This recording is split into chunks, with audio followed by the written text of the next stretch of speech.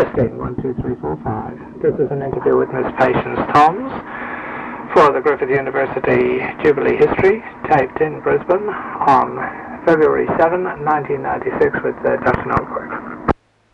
I'll turn this on. To start off with, Miss Thoms, could you want me to get nearer than that? It won't be necessary, but I'll put it there just to be on the safe side. If you could just give me a rundown, a very brief biographical rundown would be no harm at all, and then how you became involved with Griffith to start off with, and we could take it from there. And perhaps I could interrupt with the odd question if that suits you. Sure. That's enough. Darling, why don't you go outside and sit in a nice... well, you wanted to know something about me. I was a journalist from 1945 to 1970, beginning of 1976. Right. For 5 years on Queensland Country Life newspaper, and then from 1950 to 1976 on the Courier Mail newspaper in Brisbane. From 50 to 56 I was a journalist in the Women's News Department, and from 56 to the end of my career as a journalist, I was Women's News Editor of the Courier Mail. Right. When I retired, I'd always been interested in education. I felt that education was the hope of the world. You know, it was the most important thing. And everybody should be able to have an education that fitted them to lead a productive life. And I hadn't been able to have a particularly good education. As far as school itself was concerned, I suppose I had two and a half years at most. My father travelled, and my mother and I travelled with him. And the result was the 2.5 years of formal schooling was all I had.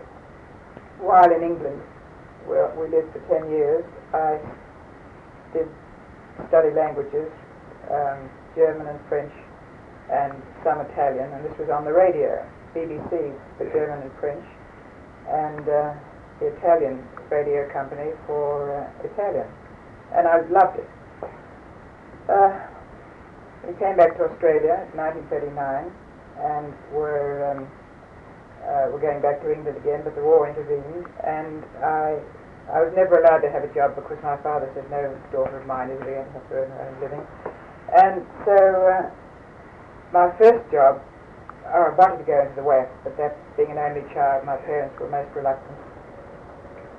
And he got me a job in the Department of the Army, and I was in the Department of the Army until 1950, after VE Day.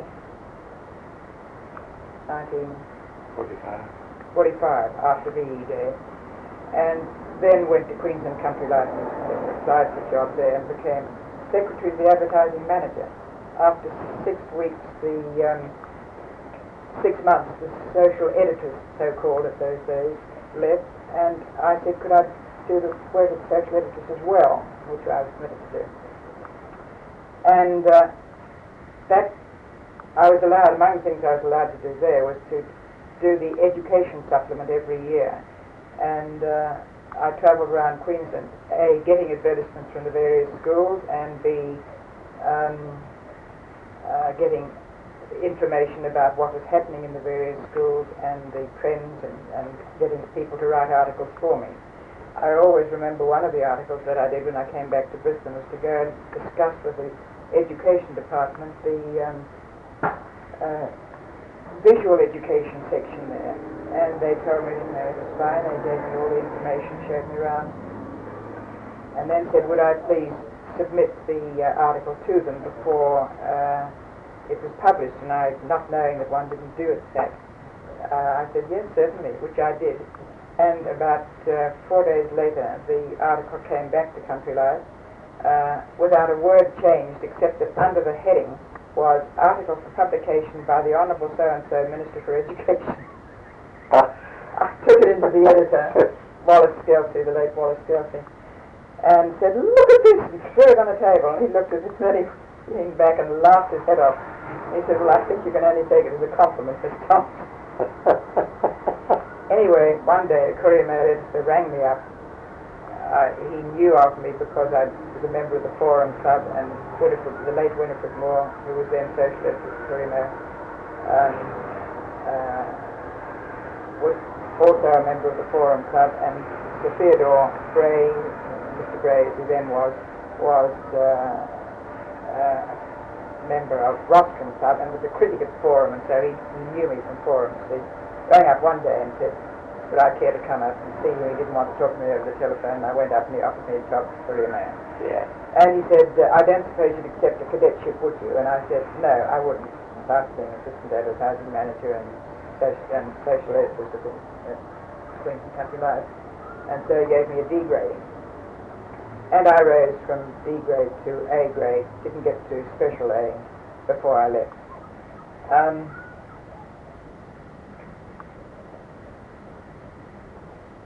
While I was at the Courier Mail, I was also involved in a whole lot of other things, because I became president of the Australian Federation of Professional Women, and then they asked me to nominate for the international president, and I went and saw the editor and I said, I've been asked to do this, but if I accept and if I am elected, it would mean I'd have to go overseas twice a year for executive meetings. And he said, oh, I think we might be able to manage that, Miss Thoms. So go ahead, and he said, go ahead and nominate. So I nominated, and I was elected in 1968, the year that Russia walked into Czechoslovakia. Yeah. I'd intended to visit Czechoslovakia on the way home from the conference in London, and I was unable to, so I went to Romania instead. Anyway, also, while I was a journalist, I was rung one day by a member of Parliament and asked if I would become a member of the Queensland Films Board of Review. And I accepted and got into trouble afterwards with the Courier Mail. Then editor, Sir Theodore, had retired by that time, because he said he didn't believe in censorship. It was when... Not Keith MacDonald. Not Keith, no. It was the late John Atherton. And I said, well, John, what I can do in my own time is my own business, I think. And anyway, I for 14 years, I was deputy chairman of the Films Board of Review. And at the same time, I was asked to go on the council of the Kelvin Grove College of Advanced Education, which I did, and I later became chairman of the Kelvin Grove College, and then the Razor Gang amalgamated colleges of advanced education throughout Australia, and Kelvin Grove, Castledine, Kedron Park, and Mount Gravatt colleges were all amalgamated, and also taken into that grouping was the Kindergarten Teachers College, and we became the Brisbane College of Advanced Education. And for some reason or other, they decided they wanted to. Advanced Education people in the government decided they wanted me to be the chairman of that body. So I was. And I suppose that, continued to increase my interest in education. So when I retired in 1975, I went overseas for a while, came back again. And that was in 76, and Griffith had opened in 75, and I saw that they were seeking, or they were open to receiving mature age students. And I thought, that's what I'd like to do. I'd like to now go to the university and do a degree, and because I was particularly interested in Asia and particularly concerned because of the European common market that Australia should become involved in some sort of Pacific area common market to give us strength instead of being an offshoot of the trade with England. Yes. and so on. I thought I'd like to do modern Asian studies. And they tried to dissuade me from that. The administrator, as he was then called, of MAS, when I went for an interview, because I'd done Russian, I did Russian during when I was in the Department of the Army out here at the School of Modern Languages at the Institute of Modern Languages at University of Queensland. Yeah. And continued with my German and French. Said, I should do an arts degree and take Italian or something like that. And I said, no, I didn't want to. I wanted to do modern Asian studies. So he said, well, if you were a journalist, you would have known Sir Theodore Bray, who by that time was Chancellor of the University of Griffith, you see. And I said, yes, I did. And he said, oh, well, all you've got to do, see to the Theodore, and I'm sure there'll be no trouble about you doing it. I said, that would be completely improper. I have a letter from the present editor of the Courier Mail, John Atherton. It's a totally different thing. He has no association with Griffith, but I think it would be extremely wrong to seek any support at all from Theodore. Oh, said he, oh, that's all right. So I didn't. And anyway, they accepted me. Because, you see, I had what they called life experience. Yeah. But I didn't have the academic qualifications. Prerequisites, I understand, yeah. And I had another little battle when I got there with the then head of the language department, because I wanted to do the Chinese language, and he saw me. I had the most extraordinary, we all did, sort of induction to languages. It was obviously a test that was given, and a well-recognized test, and obviously a very clever test. But the language that they used it was Kurdish, and nobody knew anything about Kurdish, you see, but you had to, by association of forms and repetition of phrases, you had to be able to know what it was all about, and the various things were put to you. The first one I failed badly, the second one I didn't do too badly. And Terry Jordan, who was the man at the head of the language centre, noticed this and said, well, I see you want to do Chinese, but I really must tell you that when you get on in the years, your memory isn't as good as it used to be. And you need to have a very good memory for the tones in Chinese and also for the characters. And I said, yes, I realize that, but I particularly want to do it. I'd like to be given the opportunity of doing it. So we argued back and forth, and finally he said, well, you didn't do too badly in that second test. Oh, well, all right, you can do it. And afterwards, when I got my degree, he said he was never so pleased to be proved wrong. But, I was only just an ordinary Chinese scholar. I get it off to. Because I found I had to give more time to it than I had to give. What are you doing there to the academic? Yeah, the other work obviously. Yeah. Yeah. Well, Griffith in those days, and I can't be sure about this, but I think there were about 2,000 students. That's the most. And there may have been 36 or 40 courses of different kinds, and there were the foundation schools of, 4 foundation schools of science, environmental studies, modern Asian studies, and humanities. The number of students sounds like maybe a bit high. It might be 1,500. That's what I was thinking of at first. I'll check it, because there was only 400 the first year. The first intake was 400. Yeah. Yes, well, it could have been This about. was only the second year, wasn't it? No, it was the third year. It was the third year. You see, 75, 76, and I came in at the beginning of 77. So there were 2 years study before. It might be, yeah. Well, it's probably 1,500. Yeah. But you'll get that in the register. Well, yeah. Now I didn't realize it at the time, but I think the ethos of the whole thing, to begin with, was of a community of scholars all being on an equal level, the lecturers, the students, school leavers and mature age students, and there were a number of mature age students, and the general staff. We were all regarded as being equal. We called the lecturers by their Christian names, or their first names if they weren't Christians, and we had Muslims as well.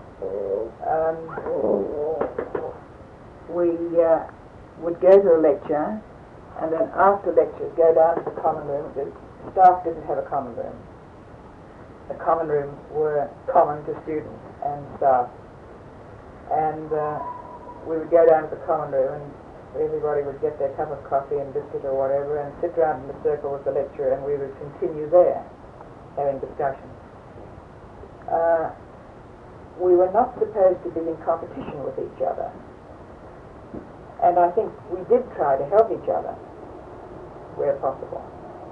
I remember talking very earnestly to one young woman who said she couldn't cope and really she was going to leave, and I said, well, look, don't go now. Wait a while. Settle down, I'm sure you'll be able to cope eventually. And that sort of thing, I think the mature age students also would have been a nice stabilising and a helpful influence. It was a helpful influence to the younger people, and I think the youngsters regarded us as being friends, and also perhaps to a little degree mentors. Yeah. It surprised me too when I went to UQ. I thought I'd be like a fish out of water, but it's amazing how give and take you fit in. Yes. I never get to interrupt. No, please. I quite agree. And I remember on one occasion, one of the young men, I suppose about 19 or so, came rushing up to me and said, Pat, the results for so-and-so are up on the board. And I said, oh, have you done well? And he said, I was so-and-so. And I said, oh, that's great. And I went round and looked, and we were there all graded in our order of success in this particular exam, you see. And I said to one of the lecturers, the results are up on the board. And he said, up on the board? They're not supposed to be up there. And we weren't supposed to know where we came. Yeah. And so it never happened again. We never knew who came first, who came second, who came third, and so on. The other thing was,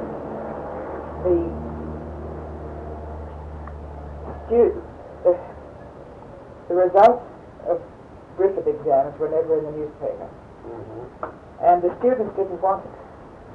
And I thought this was very foolish. I'm afraid I didn't agree with the non-competitiveness of it. I mean, it's a lovely thought that you're all here in this wonderful atmosphere, improving your minds, helping each other. But when you get your degree, you'll get, particularly with the youngsters, with the school leavers, you're going to go out into the world which is more and more and more competitive. And I don't think that you're being trained well for it if you have this wonderful, caring, patriotistic atmosphere with your education. Perhaps on that point, if I may interrupt, yes. I was talking to one or two people who were there at that time. I won't mention names at this stage, but one of the people there who is very much was very much a supporter and is still, in fact, inclined to support that sort of ethos that you just described. They have described it to you. Yes, yes. And there was a very strong feeling against changing that in the university. Yes. But that person now, looking back, and I'll tell you the name later, looking back, said to me, much to my surprise, over lunch just a week ago, that was dreadfully elitist. We didn't realise just how elitist we were, despite the fact that the whole culture of the place was anti-elitism, and yet they were being. Is that a reasonable comment? Yes. Yes, the whole atmosphere of the place was anti-elitist. we had some remarkable characters in that intake that year. One of them, I'm sure, must have been a Wharfist or a union member, labouring union member of some kind, and he was obsessed by the CIA, and he was always, during lectures, asking questions, the CIA influences in that. I can see this sort of thing. Yes, well, we were supposed to be what's the word? A democracy, you get all these words, a participatory democracy. Yeah. And I said this once when I was later doing some part-time public relations work at the School of Modern Asian Studies, and then also for the university when their public relations officer went. I was writing an article about Griffith, and I had this in, and Professor Willis read it, and he said, we're really not a participatory democracy. We're supposed to be, but we're really not. And I said, well, that's what I thought. I mean, there's got to be someone, eventually, who takes responsibility for making the decisions. Yeah. And it's all very well, Griffith has always been overrun with committees. Yeah. And the committee has to have someone on it who is representative, not representative, because you mustn't have representatives. You've got to have people who are chosen for their character and quality on committees. But they've got to be people who are from different areas, students, for instance. It was Theodore, I think, who was so keen on having students on the various committees and on the council. Yes. And, while I agree with that, and we had it too on BCAE Council, I was forever, as chairman, helping to educate the students by explaining to them why this was a wonderful idea, but in fact provision had already been made for that by so and so and so and so. And it happened on Griffith Council at times too. But it was supposed to be a participatory democracy. And I remember, we had a student union which was very radical at the beginning. I joined it because we all joined it. Compulsory and still is. And I went to several union meetings and got so mad and fed up that I, stopped going to them. And we were always having petitions, and at various times I signed the petitions until I finally swore off petitions. I had enough of them. But I recall on one occasion, this was not in John Willet's time, but in Roy Webb's time, we'd had a meeting of some committee. I can't remember which one, because around that time I was on 11 different committees. I wasn't a student, but then I was on the council. And a new building was being put up, and a group of students, probably the student union, strongly disagreed with the site, and were picketing the site, and they were refusing to be moved. And inquiries I made, they couldn't have this happening. And inquiries that I made, I said, what's going to happen? What will happen? We have to bring the police onto the campus. God, that'd be terrible to be all over the press, radio, everything, television. So after the meeting was over, I thought, I'm going around to see where this ticket is. And I went round and I looked and I walked and I couldn't find them. Came back to pick up my own car and ran into Roy Webb, who'd been at the meeting. And he said, hello, where have you been? And I said, I've been staggering all over the campus trying to find this ticket.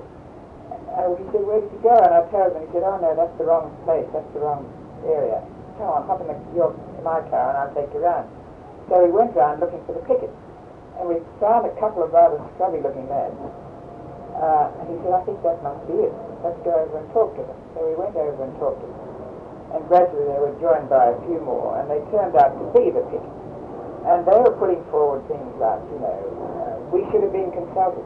And I said, but don't you realize that you have 2 student members on the Griffith Council, the undergraduate members, and you have postgraduate members there. Students are encouraged to be on every committee in the university. You have your own student committee, which has people other than students on it as well, but is run by the students. And this is where you make your protest, right at the beginning, not here. Well, Roy and I talked to them for over an hour, standing there in the hot sun. And one young man was calling the Vice Chancellor Roy, which sent the hackles on the back of my neck, standing up on end, because, I felt editors and Vice Chancellors received the dignity of their profession. Their prerogative to decide when they relax that. Yes. Well, he didn't mind because it was the accepted thing. I think it was not what he'd been used to at his previous university, but he accepted it. Anyway, we finally said goodbye to them and walked off, and I thanked Vice Chancellor for giving me the opportunity of being there and talking to them. And that apparently was the end of the picture. You said a fact. The police never did come onto the campus. But I think that's the story. Yes. I never did hear any more about it. Well, you probably would if it had been. Yes. We suggested that they ought to talk to so-and-so and talk to so-and-so about it, and, look at the picture from all sides. Sure. Can I go back to when you went first back as a student? Can you give me some indication of the structure of what courses were available, and particularly with relation to, you've touched on this, on how the common foundation year worked? Well, I said somewhat lightly that we went through 2,000 years, etc. Yes. Well, this I found a little bit extraordinary. But on the other hand, it did give you a broad over picture of the area, which I think is very valuable, rather than starting right at the beginning, specializing. See, this is one of the things that Griffith has always tried to avoid. They believed in multidisciplinarity, interdisciplinary activities and exchange. And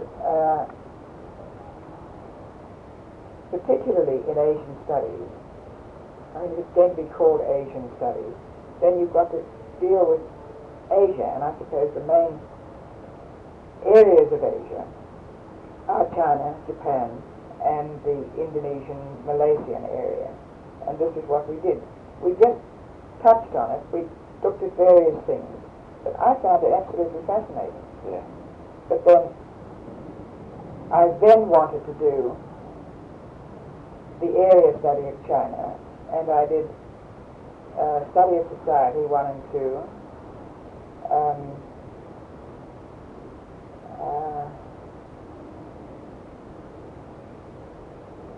Chinese history, and Chinese politics, I think. I shied away from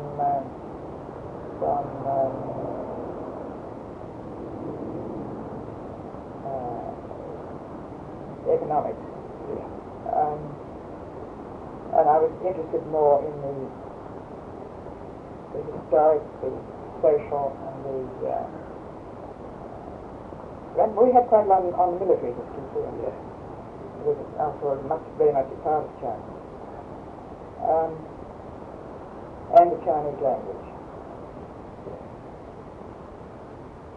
Was Colin McCurris there? Oh, indeed, yes. Speaking tomorrow. Do you? Yeah. So now and it was Colin. After I graduated, Colin McCurris contacted me and said, would I care to do some part-time public relations work for the School of Modern Asian Studies? And I took a very high moral tone and said, most appreciative of being asked, but I've had my career, and there are young people now desperately anxious to get jobs, and I think it should go to a young person. And Colin said, well, if you don't accept it, there won't be a job, because we want you to do some work for Modern Asian Studies, because you've been a journalist and you have contacts with Korea. And so I thought it over and I thought, well, I might as well. Oh, yes. And I did, and I wanted to do it because I wanted to push the importance of Modern Asian Studies, which and the importance to Australia of Asia, because that's what I've been doing in the newspaper, in columns that I've written. And also, I talked the editor into somewhere around the mid-1960s, I think, into allowing me to do, in cooperation with the Oriental Languages Study Group, a series of lessons in simple Malay. We did 12 altogether, and the editor agreed to it, and they were used on what was then the page 2, the feature page in the Courier Mail, and they were extremely popular. And we were the first newspaper in Australia to do it, I think. It seems that both you and Sir Theodore, before and at the start and during the early days of Griffith, saw this need to educate, maybe that sounds pretentious, but to educate the Australian public into the need to look at Asia and to cut away from the European ties to some degree, without necessarily losing cultures. But can you indicate to me just how, in the context of Griffith, how innovative, how much that was in the vanguard of Australian educational thinking at the time? Well, to my knowledge,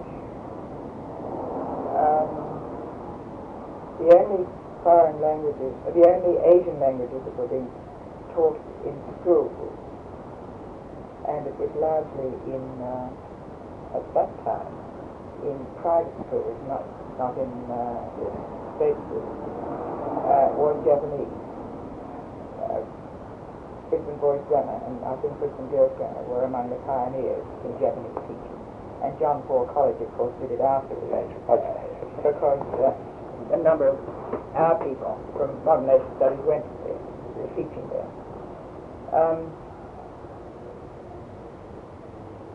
And, you know, really, the Courier Mail was well in advance of Paul Keating on all this. Yes. Keating is a very much Johnny-come-lately with Asia, and yet he would be the only begetter of Asia as far as he's concerned.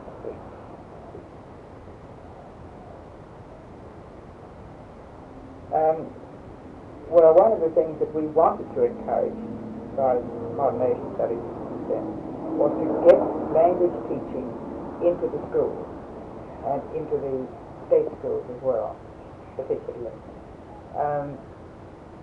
Japanese began to grow.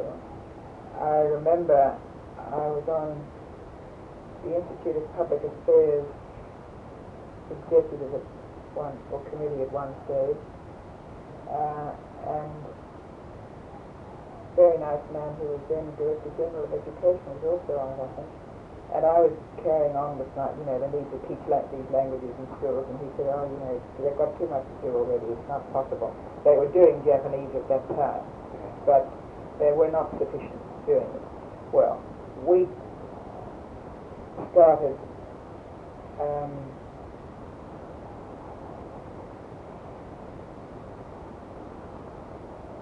we were trying to train teachers to teach these languages, and they began to get in a little bit with Indonesian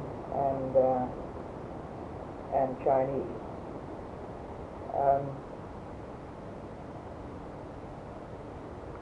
But the Chinese was a long time in coming.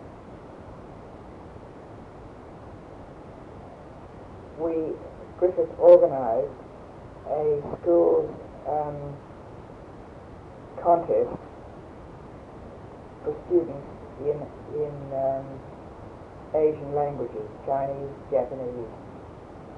Did we do Japanese?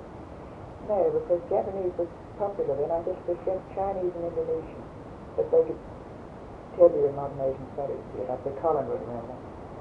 And I remember we got to then, this is while I was doing public relations work, we got to then Director General of Education, George Barclay, to come and open it.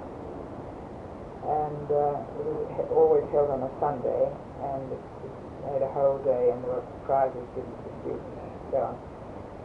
And they were all school children. And I went up to meet him and brought him down to the Central Theatres where it was being held. And as we walked down, he said, are there any,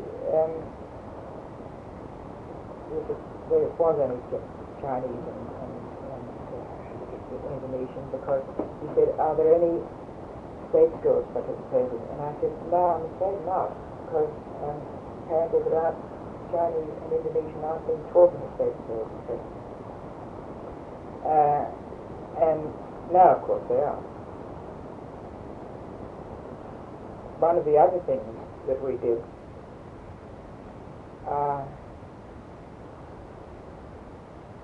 we tried to organize a program called Asia Update,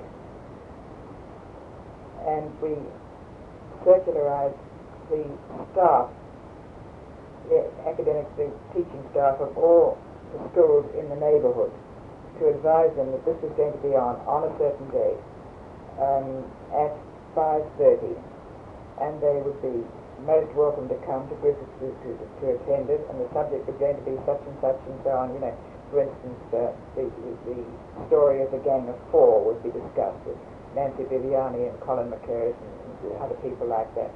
We either had a speaker or we had a panel of speakers, and encouraged the academics of the people in from the different schools to question the speakers. And that went on for quite a long time. The academic staff also organized teams to individual people to go out to different state schools and talk to the schools about Asia and about the Asian languages that were taught and Asian studies that were taught at Griffith. So we were kind of bringing the teachers into the university, the school children into the university, and then the teachers, our lecturers, out to talk to the children at the schools. And at the same time, my main endeavor was to get articles published about various things, modern Asian studies, in the newspapers, and to get onto radio and television. There was just one degree in modern Asian studies at that time. And what was the name of the degree? Bachelor of Arts in Modern Asian Studies. Bachelor of Arts in Modern Asian Studies. I've got my degree outside there, you can see, and it's that's what it says. I was accepted into the degree of modern, a Bachelor of Arts, taken in the School of Modern Asian Studies. We didn't have Bachelor of Business, which has become tremendously popular. Yeah.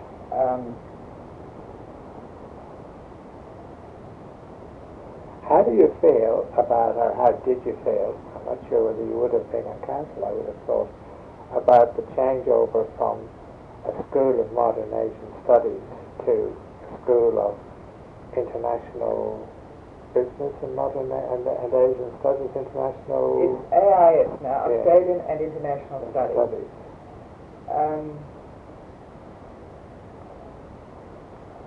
Well, I still prefer to be Asian in it, and I still do. And now, as you know, there is a move to combine AIS with humanities. Yeah. And that, hit me in the pit of my stomach because, you know, AIS was so, MAS was so dear to me.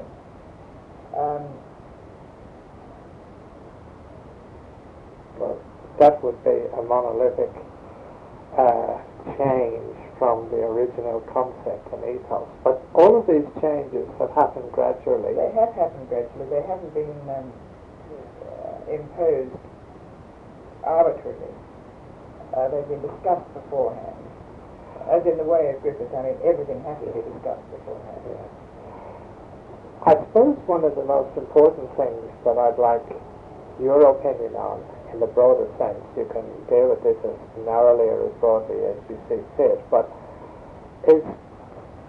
I'm trying to determine whether or not Griffith has grown and expanded its original concept due to pragmatic reasons, normal reasons, and the gradual evolution and expansion that takes place regardless, or whether it has consciously changed from the original. Has it built on the original, or has it actually changed, or a combination of those? I suppose that's really one of the keys for this.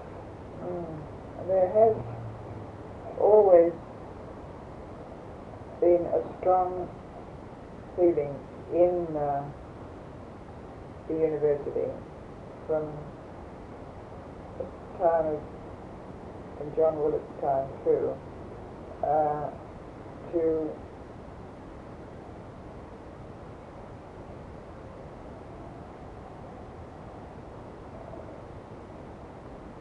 breaking away from the original cherished tradition. There's been a little group of people who felt that couldn't happen, it mustn't happen, but it has happened. Except that I think in all of us who have been there, the original concept is still alive. You see, we were small,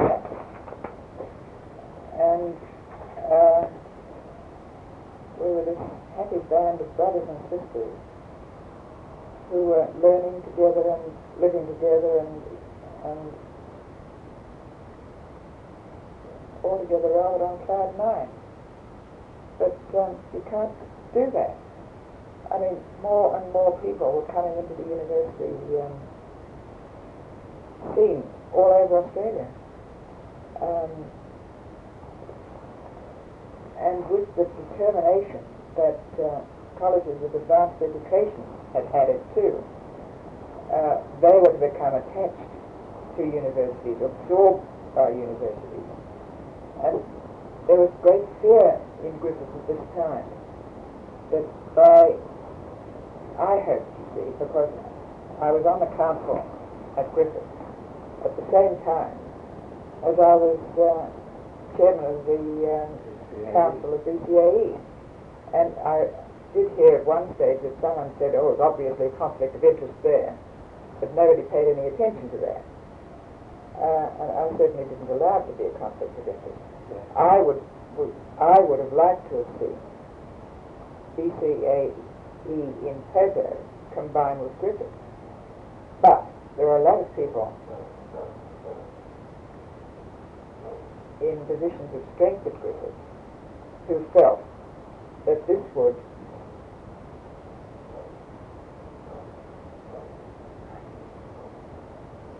well, I read that many people said it would subsume Griffith completely. Yes, would dilute the quality at Griffith and would overwhelm Griffith. As it was, Mount Gravatt wanted very badly to come to Griffith, and their vote, I think, was only 2 people voted against it when the entire academic staff wanted to go. Yeah. 2 or 3 people, something like that. Yes, I read that. Yes. That's right. And there was discussion also as to whether Kelvin Grove should come to us, whether, well, the rest of BCA should come to us. And then again, there was the question of whether parts of BCA outside Mount Gazette should come to us. In other words, the early childhood education section. And I was desperately keen to have this because all the time I was at BCAE, I was defending the early childhood education area because I'd been so close to the kindergarten training college. And I remember I had a frightful battle when the Board of Advanced Education on one occasion because Peter Brockman had accepted the word of chairman of the board that it was all right if we gave the head of early childhood such and such a position, and then they reneged on it because it had only been a telephone conversation with Peter. And I went to the Board of Advanced Education, and the Deputy Chairman of ECA went with me. And the head of Advanced Education has gone overseas, and this is an acting chairman. And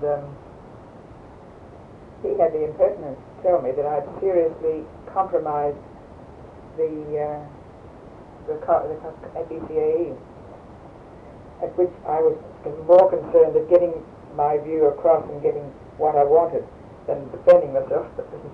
The vice chairman violently attacked the chairman, and it was great kerfuffle. But that's why I was very keen when it appeared that early childhood education wanted to come to Griffith, that we should have them, and we were willing to take them to.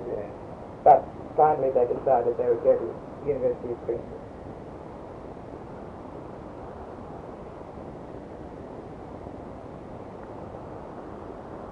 Right. I wasn't aware of that actually, but that's a good little. Now I don't know what I had something in mind. Sorry, I'll chatter on. Not at all. Yes, the local community. How did one of the Sir Theodore Bray's comments both to you and to me when I spoke to him was this emphasis on relating to the community generally and the community at large, and to be seen to be relevant to the community. I suppose I have two questions there, or would appreciate your comments on these two ideas. One is, how did simply the community, how relevant or how successful was that intention? And the second one is a bit different, but it seems to me that there is a bit of a contradiction in some of the more conservative views that Sir Theodore could come out with, and his extremely liberal concepts in some areas of the university. There seems to be a contradiction there. There's two questions. First one is the community. How did the university relate to the community? Well,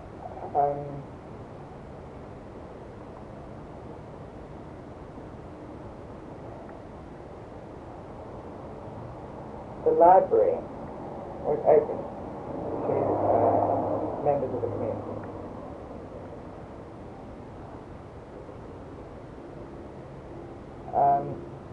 Modern Asian, while I was doing public relations to modern Asian studies, I used to organize a Chinese night or a program, Indonesian program or whatever, you see. And these would be held in the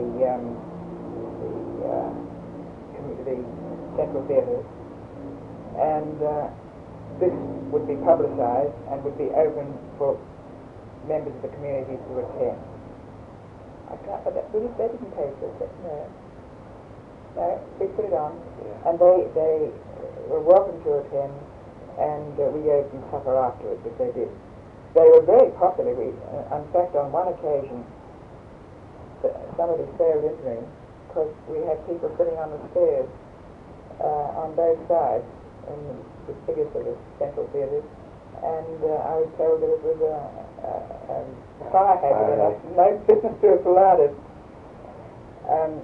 But I must admit that this largely appealed to students and their parents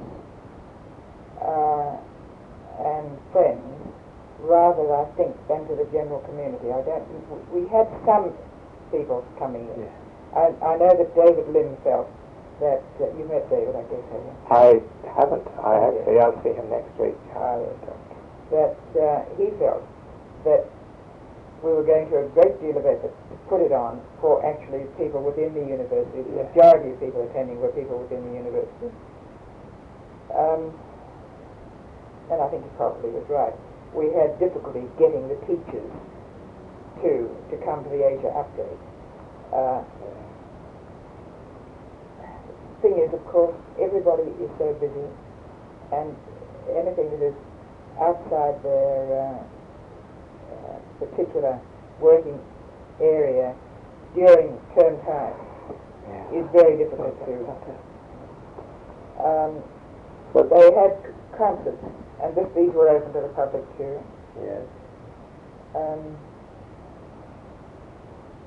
And our childcare centres, I think by virtue of the subsidy that we get for them, are open to local community. I don't know what percentage. Right. But But overall, the community response was... on open days, Yes. the open days, the crowd grew very much during the open days. We used to get an ABC outside broadcasting unit come along and broadcast on the open days, and we had things like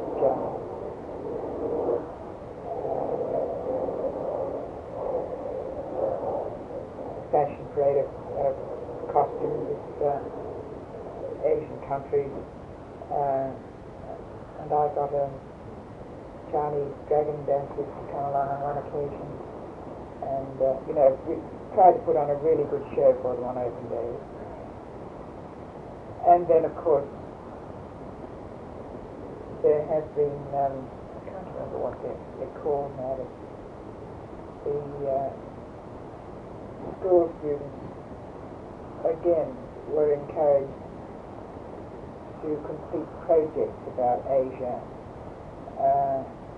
and they held these, I can't remember what time of year, probably sometime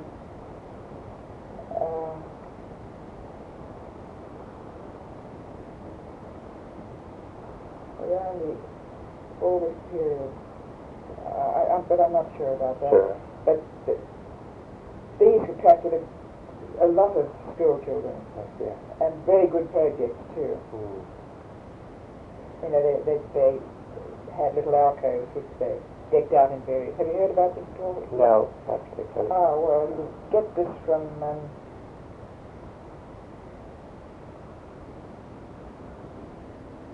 I don't know, but probably John Toffrey. Yes. I have spoken to John. I had to present the prizes on a couple of occasions. Yes. But this got a really good response from the schools, and it has been growing. Right, I'll get on to that, because that's the relationship with the schools is an important one. It's one we've been very conscious of all the time. Would you like a cool drink? Absolutely, that was very nice. And following on to the local community is the question of image. Has the local community's identity or lack of identity with Griffith had anything to do with, it appears to me from conversations with others, as seeking but not yet finding a clear identity? Is there any truth in that, do you think? Not within itself, but within the community. I suppose it's a PR thing, really. I don't know. We've done various, or the university has done various polls and examinations, research projects to find out what our understanding is in the community.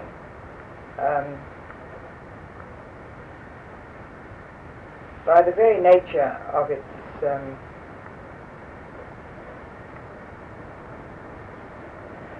subject matter, Asia, we were regarded as being radical. Yes.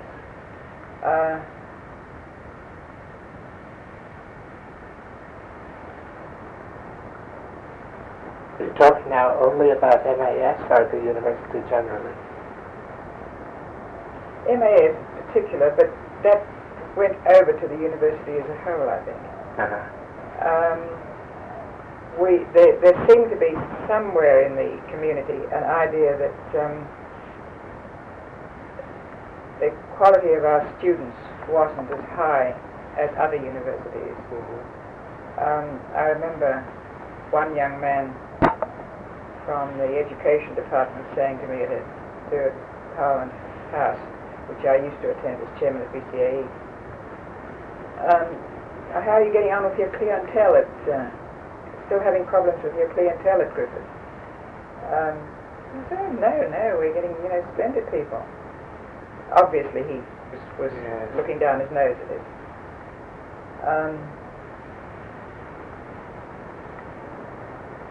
And even to this day, you do get some people who say, oh, of course, Griffith's a nest of communists or a nest of radicals. Yes, green communists and all that sort of thing. Yes, yes.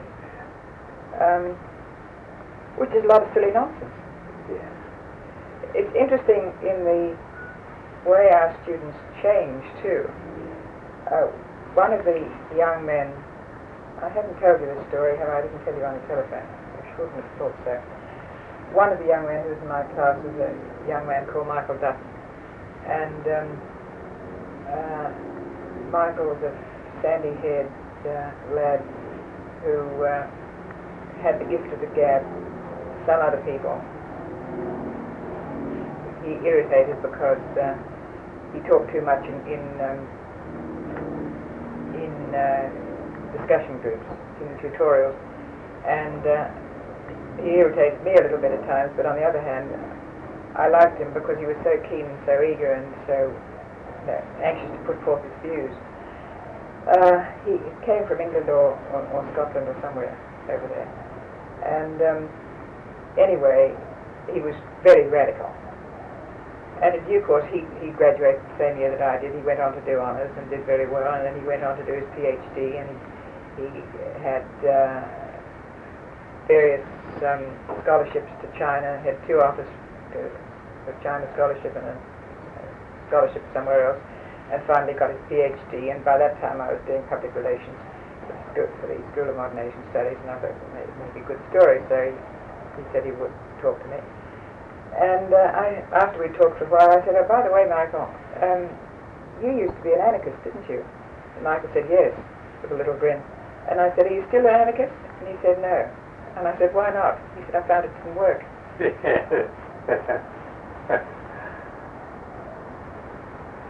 Yes. That wouldn't be an unusual experience if you plenty in that same boat. Yes. And Griffith, that does describe a lot of the evolution of Griffith too itself, I think. I think it does. Yeah, that's the main reason I told you the story, because originally they were all for doing things differently, all for change. Yes. No matter how it happened.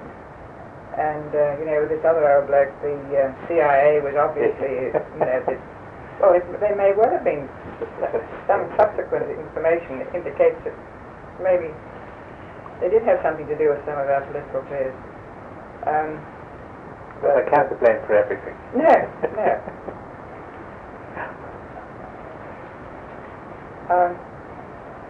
Did I digress, or did you want to? Not at all, but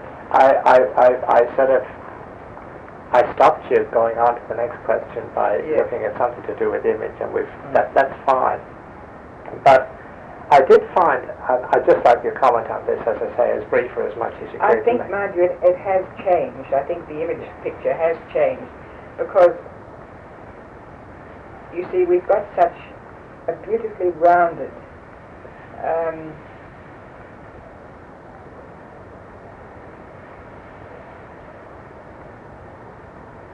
program now.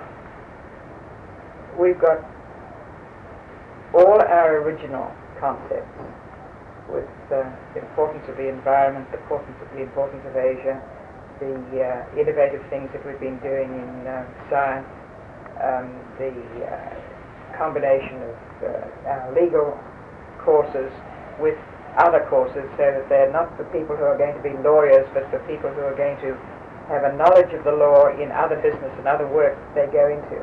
Yeah. As there are so many in America, you know, I don't like talking about the virtues of America because I see so many faults that it has too. But so many people who did law, have done law degrees in America, have never practiced law. Yes. And this is particularly so with women. Yes. With the law degrees, with the combination of carrying out our interdisciplinary activities with business and Asian studies, and then by virtue of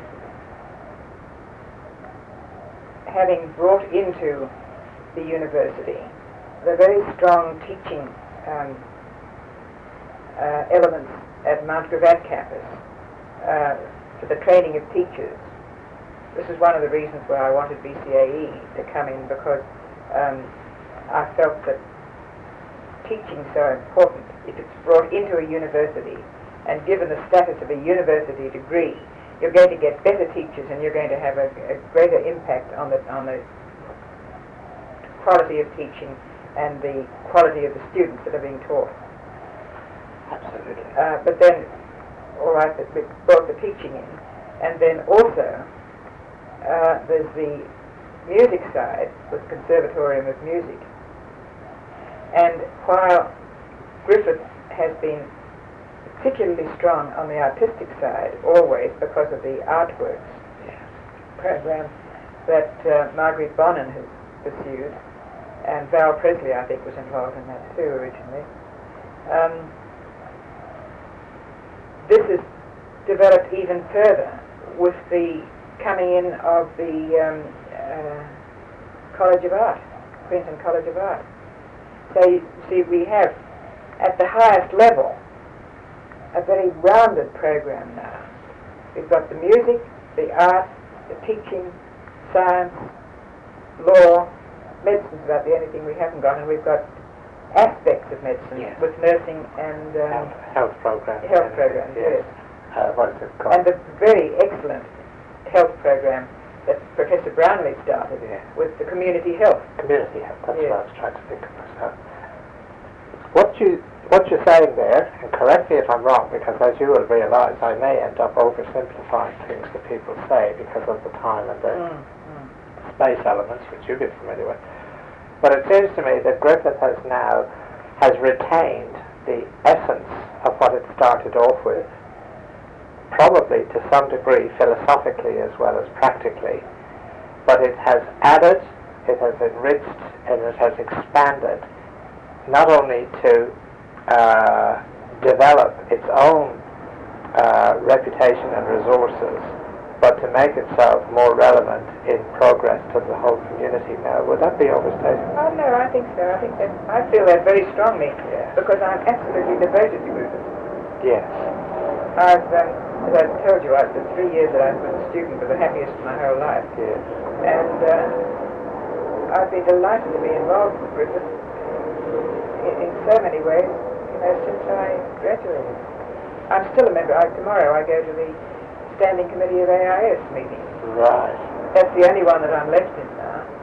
And I was going to give that up, and I got a letter asking me if I would continue. And I saw that the head, the Dean, Bob Elson, and said, really, Bob, I'm 80 now, and I think I'm too old to be involved. And he said, but look, you were here before many of any of the other people on the committee were here. You know what happened at the beginning. He said, you're value to us. And then, very practically, Mrs. Bennett, Sue Bennett, the director, I think they call her director, said, and what's more, you're always here. Some of the other people who represent, well, for instance, one young member of Parliament who's a graduate and who is on the committee, seldom attends. The force is unable to. Yes, yes. You get a schedule these days. Yes. And I agree. You do need people who have a breadth of vision and a breadth of knowledge of the thing to, as well as if you feel comfortable and able. You know, that is very important. So I said, well, you know, I'll accept Bob, but as long as you tell me if you think I'm past it, and I very happily remove myself. It's a bit like going back to, if I can sort of come back to the degree days as an undergraduate. I must admit that I was dreadfully impressed, and I think you, Sanders, if you relate to this, but I thought I was going to be there and be isolated, but I found that I was made very welcome to join in, and I wasn't. And I learned an enormous amount from the younger students. Absolutely, and I suspect that they learned a little bit from me too. It was an enormously fulfilling sort of relationship, without any formality about it. Yes. But I think Calvin Rose used the word He's a nice man, is delightful. And his wife too. I haven't met her. Haven't you? No. You know, she's written the definitive biography of Sukarno. Not Sukarno, the president. Hassan. That's right, yes. He did mention that, but I haven't read it and I hadn't met her. I didn't. Would you like to borrow it? I would appreciate it, actually, yes. I'll take care of it and bring it back to you, but I'd appreciate that no end. Yes. And they're both deeply religious people too. I wasn't aware of that, but I did gauge that. I've been dealing with the Presbyterian Methodist Schools Association. There's many people involved, of course, are very committed Christians or whatever, and I detected that in Calvin, but it wasn't part of No. thing. But I'm not surprised. I'm not surprised. But there you see, they're not all fellow travellers and communists, the original people who were involved. That's so true. I think that's very clear. It's a question of how to put this across without losing or in any way trying to, in any way denigrating, even unconsciously denigrating the aims and the achievements and the actual culture that existed at the time, but still indicate that it was something that belonged to that particular time and age, and it couldn't stop in a time warp. Everything had to move on. I think it was a sort of outreach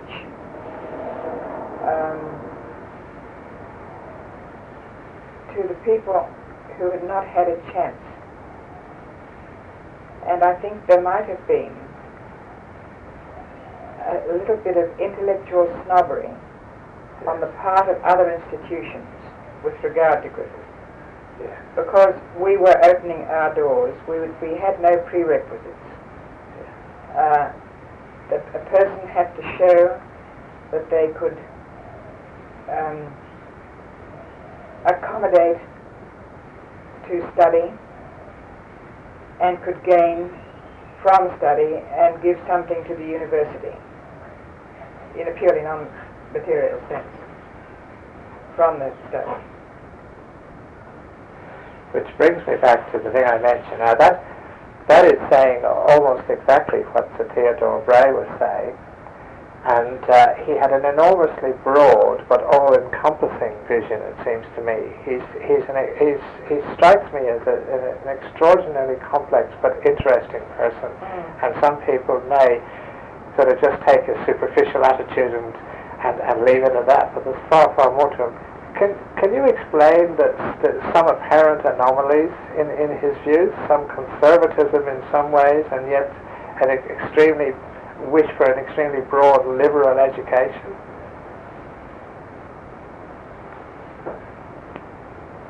No, I don't think I can.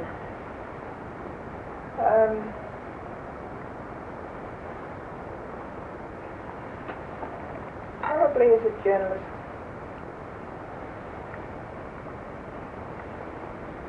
you have to compromise at times. And he's been one of the journalists in Australia and internationally, because he's been on the International Press Institute for so long.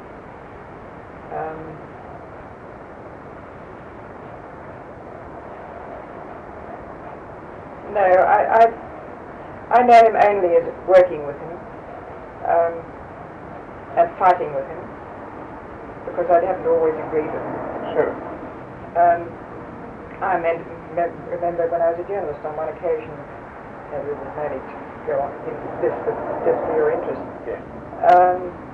I used to write a column called Do You Agree? And I was incensed because the Bank of New South Wales, as it then was, suddenly came out with a dictum that women members of staff who married had to resign. And I wrote a column saying, this was disgraceful. They can say that women should work after they were married. I just said they should have the opportunity of working. Absolutely. It's just a choice. And I carried on quite a bit about it, and I was called into the editor. He said, look here, Miss Thoms, I'm not going to have you saying that married women have got to work. And I said, I'm not going to have you making the Courier Mail say that married women have got to work. And I said, the Courier Mail is not saying this. I'm saying it. It's going under my name. And I'm not saying they have to work, but just that they should be allowed to. If they are, they shouldn't be prevented from working simply because they've married. And so we battled on about this for a while. He made me change one or two little things, but he allowed it to go through. Everything went through. Yes. I could understand that one. I mean, it seems to be very interesting. The only reason I personalise him in one, as the only one I will personalise in talking to you, unless you wish to raise any issues with any individual, that's fine, is because he is unique in being a chancellor who founded the university and had so much hands-on involvement in it. That's quite unique, do you not think? Absolutely. When I had to do a vote of thanks to him, when the building was named after him, I said that he was known in the university, and you will know this too already, that he's probably the only chancellor ever in any university who has attended the meetings of all the committees on which he was entitled to attend as a chancellor. Yes, indeed. And therefore, he had a very, very wide grasp of what was going on in the university. Now, I suppose that can only happen, really, when it's relatively small. I mean, I can't imagine a vice-chancellor today when we've got, what is it now, 16,000 students, Griffith and Mount Griffith and stuff, with more taking in the conservatory. And all the administrative work that they've got to do, and the various committees they're on outside the university, this wouldn't be possible. And some people miss that, not only from the Chancellor, because some people grew up and got with that virtually and got used to it, but the same applied to a large degree with John Willett. He was able to be hands-on, whereas in almost every area, whereas now it's not really possible. No, I was getting mixed up with the Chancellor and the Vice-Chancellor. Oh, but it's the same thing applies. Yes, because the Chancellor, the Vice-Chancellor's got his job, which has so many areas. Oh, yes. And the Chancellor's got his job outside the university. And then, you see, it would have been, Sir Theodore was in the position of being able to do that because he was retired. Absolutely. I cannot imagine, it would have been utterly impossible for John McCrossan to do it, because, there are times when he's in court and he just couldn't be attending meetings. Absolutely. No, that's fine. But he's an interesting man, and I think I'll have to find a way to try and, in the space I've got, try and intimate just how significant that enormous impact on the university was. I know he's not very happy about AIS. He would prefer to be MIS. Yes, he rang me the other day to ask me what I knew of it, and I said, well, it had come as a terrific shock to me. It seems to me that this isn't just happening at Griffith. It's happening in other universities as well. I think the University of Sydney has some. They've had problems with their arts faculty anyway,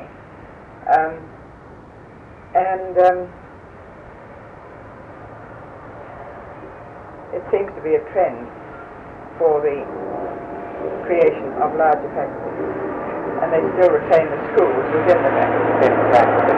Yes, there's still the school of MAS. The thing that worries me, of course, is that one of the AIS's best and most well patronized courses at the moment is the international business, and that may go to commerce. CAD. Which would be which would be a great pity, I think. Yeah. And that'll do. Darling, you will not make that noise, please. There's my good little... I know I haven't done you this morning, but I haven't had time. Yes, I will be talking to Claire and to Mark Finane about their views, and to Roy and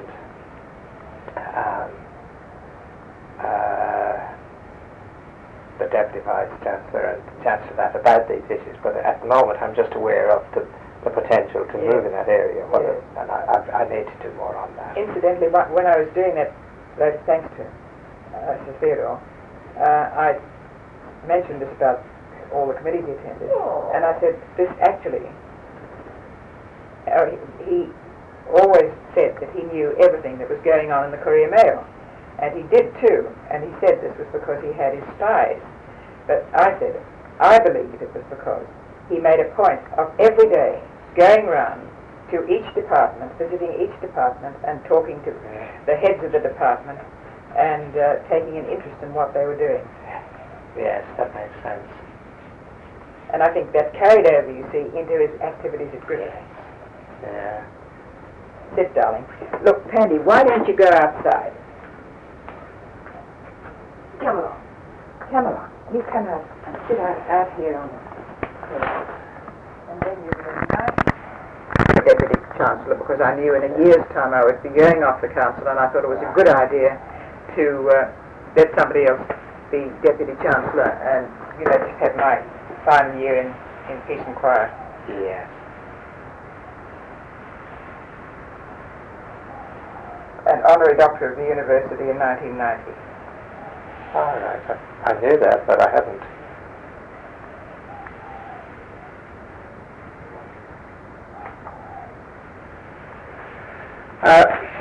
I've done far more talking than I intended to. Is there anything that I have that you would like to mention that I have maybe by the questions prevented? There's nothing worse than me going out the door and you saying, gee, I wish I'd told that or that or that or this or whatever.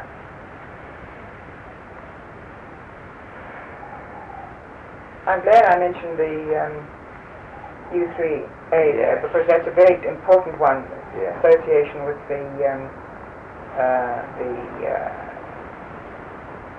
community. The general community, yes. And it also goes back to BCAE because we were very concerned at BCAE to be a part of the community too. Right.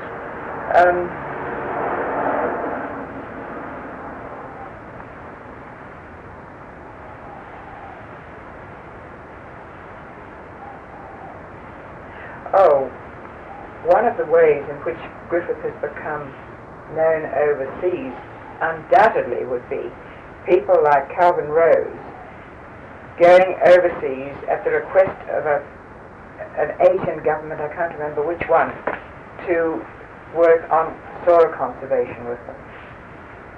Did he mention this? He mentioned that he was involved, but he didn't specify a particular government. Oh, he did. Wait a minute, he did. I have an idea it might have been Malaysia or... There was, he mentioned Malaysia, and I think there was some involvement there, but it was either Sri Lanka or... I'll have to check my notes. Yeah, but that's a good point on how Australia is, how Griffith is known overseas, you see. Yeah. And Dr. Nancy Viviani, for instance, went for 2 years as the head of a United Nations agency in Bangkok, I think. I'm not sure whether it was Bangkok, but I think it was. I'll check on that. And other of our, well, as I said, Roger Holmes going to Yes. America, San Antonio, I think it was, or San something.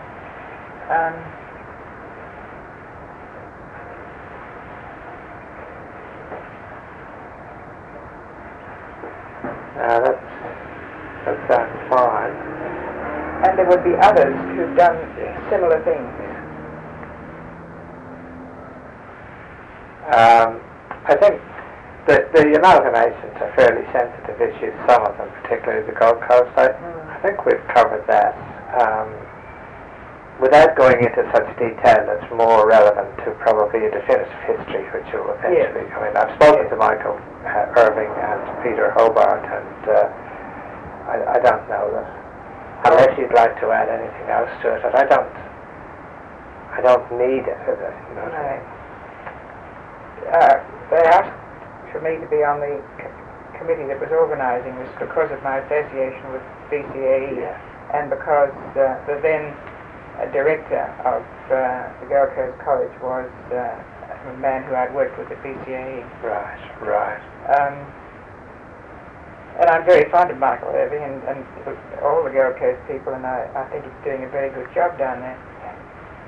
I hope it remains part of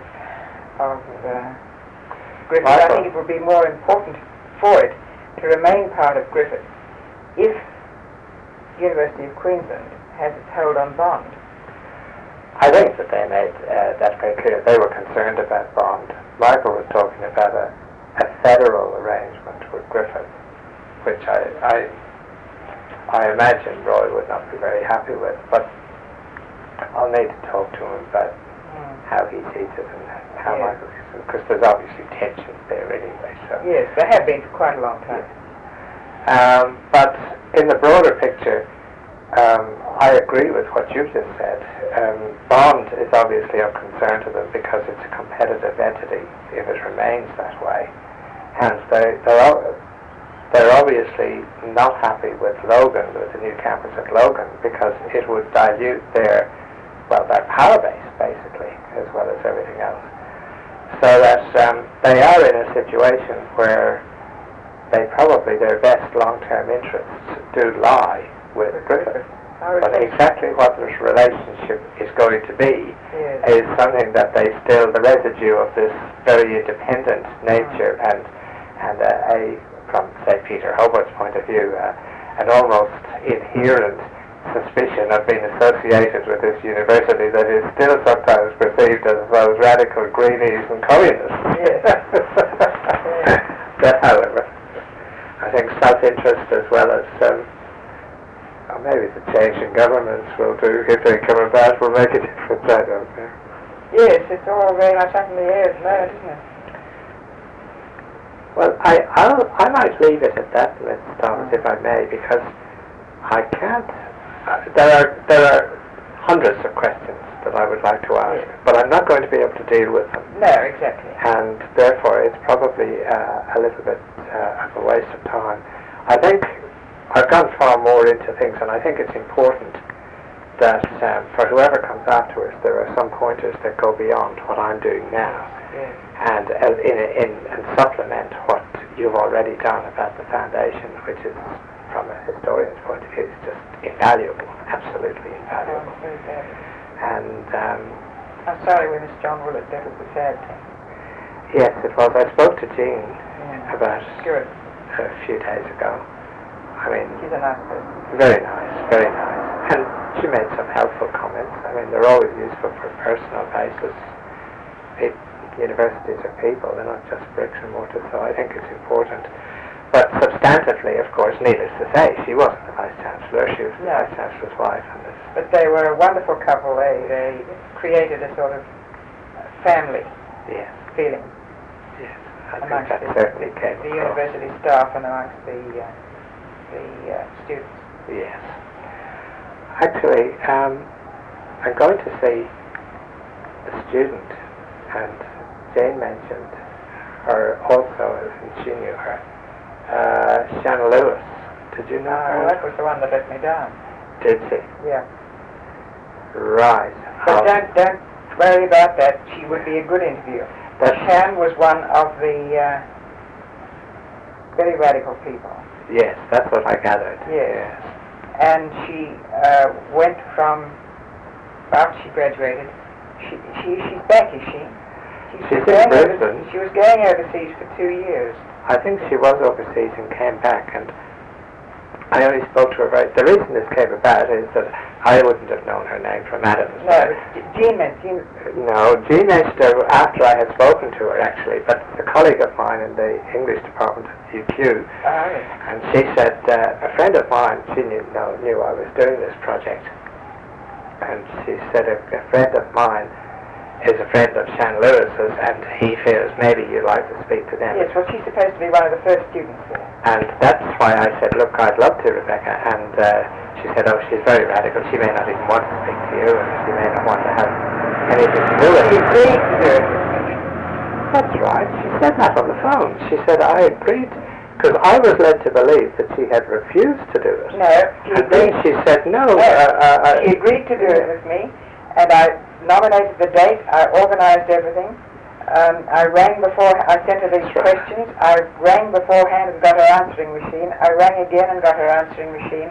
And I went out to the university and waited for her at the time specified. She didn't turn up. I went the next day in case there'd been a mistake. I rang again and got the answering machine. I was quite frantic. She did say something about something cropped up, but that doesn't stop anybody from making a phone call. No. Well, she may have made it and I wasn't here. We might have dismissed it. I really was upset about that. Yes, I was. I know how you feel. Yeah. It happens every now and again. I have never had anything where people left it as up in the air as that, but even if there is valid reason, you usually go to a lot of trouble and you go to places, and if you let down, your schedule is disrupted, you could have done something else, and if you've been doing the courtesy, you expect other people to do the same. Yes, yes. I think she would be very well worth getting onto. Well, I think she is a little bit dubious, but we're having actually not a formal interview. We're having dinner at Rebecca's house. That's a good idea. And just talk over dinner. Yes. And I said, I'll leave it entirely up to you how much of what we talk about will be attributable and how much will not be attributable, because even if I can't use everything you say, if I get the feel for how you felt, at least I'll be able to write at least with some authority, even if I can't attribute it when I'm talking about it. She said no. She said, I've got some very nice things to say about Griffith, so there probably won't be a problem about attributing stuff. But we'll see what happens. She then went on to the BCA. Did she? I have no idea. I think, yes. I can't remember quite, but I remember meeting her out at some... Actually, it's tomorrow night. I see Colin tomorrow, and I have to try and catch up on some file work, reading files, and then tomorrow night I'll be catching up on her. Yes. Yeah, it seems like a good idea to get that perspective. I'm very glad indeed that you are seeing her, and you know, if it comes up, you might let her know that I am glad that you're seeing her. I will indeed, yes. Because when things get very confused, as you can imagine. When Rebecca said, would you like to speak to Shan Lewis? I said, I've never seen, they wouldn't know Shan Lewis from a hole in the head. And she explained that this friend of hers, who's been a long-time student at Griffith, was a good friend of hers, Rebecca, and she said she was president of the student union. She was very radical. She was there for many years and that sort of thing. And would I like to speak? I said, it sounds to me like an excellent source. It's a perspective. It's a point of view that I have to get in order to get that side of things. And she said, well, how about, apparently, and then this is where it gets confused. Rebecca said, look, I don't know, but I understood she refused to have anything to do with the previous history that was being written. And I said, and she may not want to speak to you at all, but Jim suggested this. Jim, I can't remember the name offhand. So that was I said I'd be interested to know what other history was being done, thinking that if work had been done, yes, might as well get I might as well talk to the person. Well, it would have been in there. That's right. See, I had that. So then I thought, well, there's something peculiar here. But when I rang her, I said, I believe that you weren't, that you refused, or that you weren't keen to talk to some other historian, and because I am interested to speak to you, but I certainly don't want to intrude, and I would respect anybody's wish not to be pestered. So if you want to, I'll put down the phone now and go. And she said, no, that wasn't at all. She said, I didn't refuse, and it was Patience Thoms. And I said, oh, well, in that case, I know exactly where we're at, because I was interested. And she said, no, I wasn't able to, and I had to go somewhere or do something. Now that's as much as... Well, I guess, you see, what happened was, it was at the dinner or the celebration of the life of John Willett. Ah, yes. And Jean was there. And I saw 2 or 3 people at that. And saw Shane again. And someone said, oh, you know Shane was one of the first students at Griffith. And I said, yes, I knew. I didn't... no, I think she said that she was one of the first people to meet John Willett or something or other, or Jeannie Willett. And I began to think, yeah, that's right. That would make a jolly good interview for the history. So I saw her, and she said, that night, and she said, oh, yes, that's all right. But she said, I'm going overseas in 10 days' time, I think it was, on this job. And, you know, I don't know whether I have time to do it. So I said, well, I'll try and make a booking. I don't know whether it was in 10 days' time or whether it was a longer period. But whatever. I'll make the booking. I'll ring you. I rang her. I said, I've got the questions. I'll post them to you. And it'll be on such and such a day. Do you think that'll be all right? She said, oh, yes, I think that'll be all right. Oh, no, we said one day, and she couldn't go on that day, so we made it another one. And I got that fixed up. And then... I said, I'll post the questions to you, and she said, oh, I hope I won't forget. And I said, well, I'll be posting the questions to you, and I'll repeat it and give you all the details of the time there. And that was it. I posted them, and then I thought, well, before I go out, I'll ring up the night before and warn her. Couldn't get her. Rang up the day, couldn't get her. And that was the last. That was the last of us. Perished on the answering machine. Yes, well, I must, maybe she won't turn up for dinner tomorrow night. In which case, she probably will. Now, look, if somebody's going overseas for there the first time, on an overseas job, you know, obviously she's excited. She's got seeing other people that she has to see, and this would be one of the last on her priority list. That's the courtesy of getting in touch. Never fine. Yes.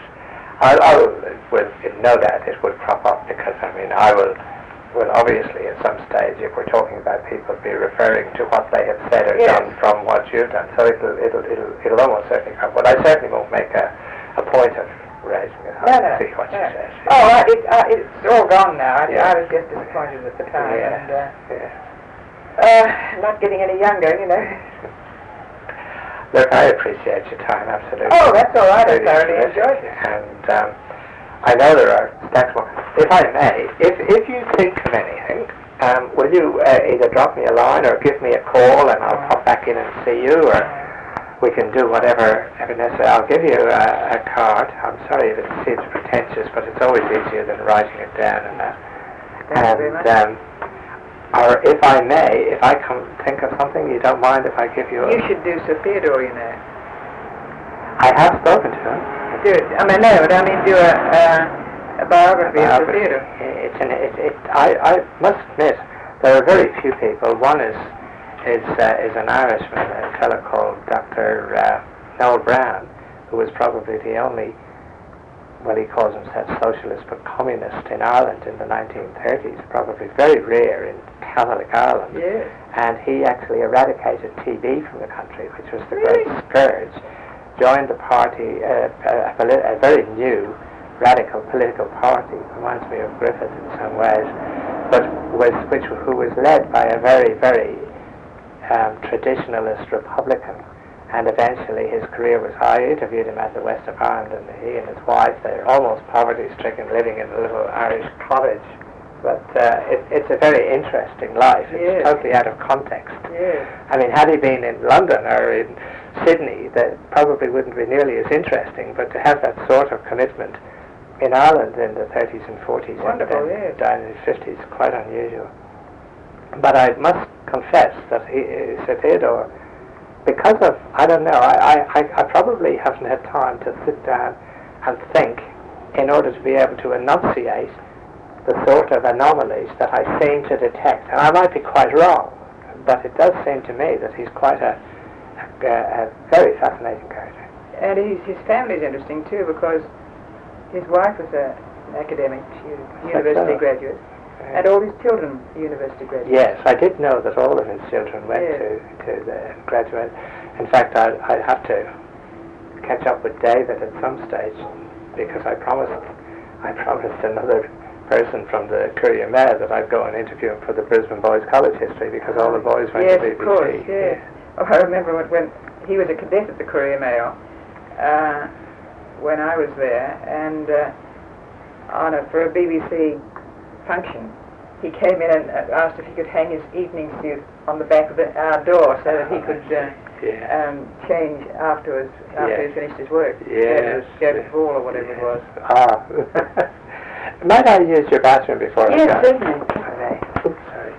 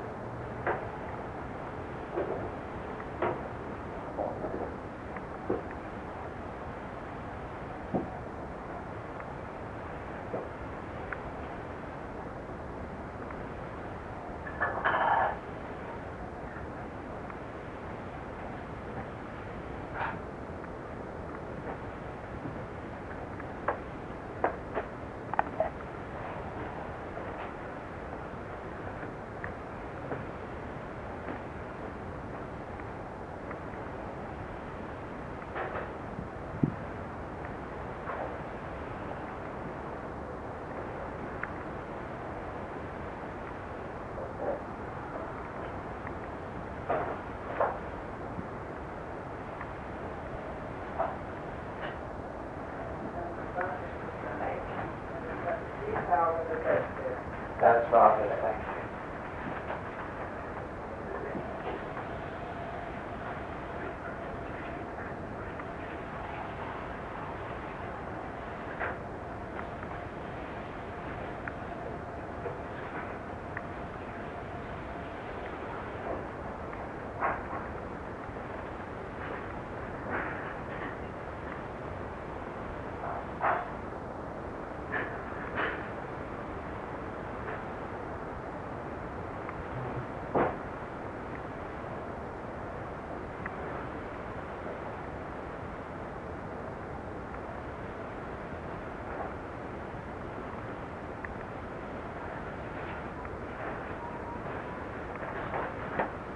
Can I do anything to help?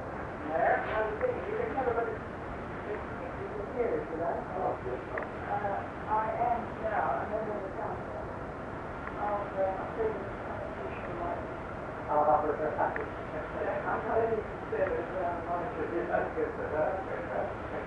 I heard that obviously I would come to agree. It's good for that. I would be a Republican. I don't think that about it all the time.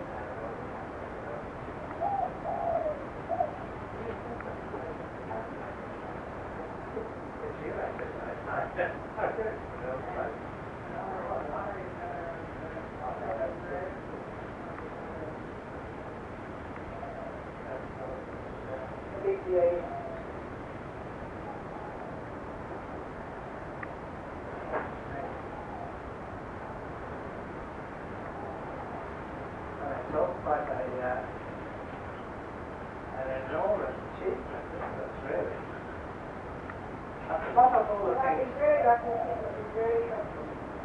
But looking back, what's been the thing that are the area and the particular interest that you've been proud of or happy with?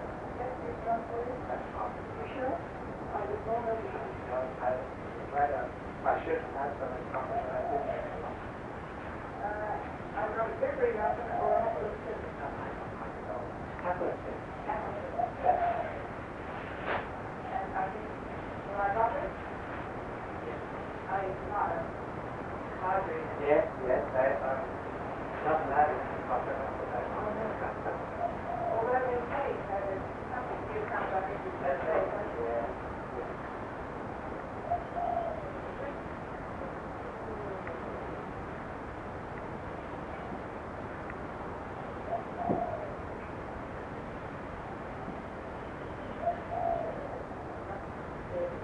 Oh, no, really, I'm really very, very, I do feel put me into this trouble, I really do. I just started to attract them.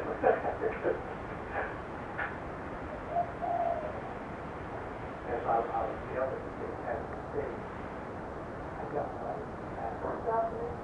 Yeah.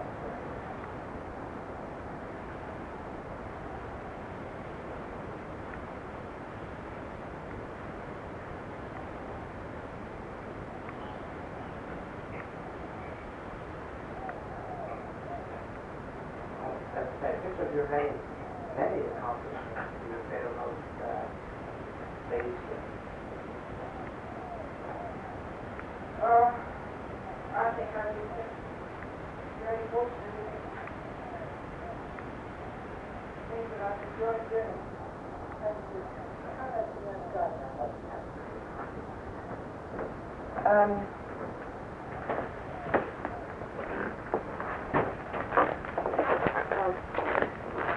I washed that this morning. Why have you got to sit on, lie on it? You rich, you think you could lie on a bed. Oh, our neighbour has. Can I just?